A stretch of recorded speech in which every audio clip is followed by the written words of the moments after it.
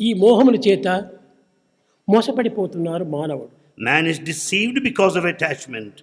ఈ దేహం ఎంత పవిత్రమైనటువంటిది అనేటువంటి సత్యాన్ని గుర్తించుకోలేకపోతున్నారు. He is not able to know the fundamental truth behind this invention of the human body, the ఏదో material. పశుపక్షి మృగాదులు కదా అనుభవించినట్టుగా ఈ యొక్క దేహంను కూడాను అనుభవిస్తుండాలి. He is just enjoying this sacred body just as like any other bird and దీని beast. నిమిత్తమై భగవంతుడు ఈ శరీరాన్ని అందించలేదు. God has not gifted this body for that purpose.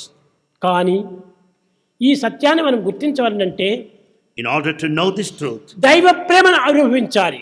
we have to experience the divine love. దైవ ప్రతిబింబమైన సత్య ధర్మ శాంతి ప్రేమ అనేటువంటి యొక్క దీనిని మనం అనుభవించాలి.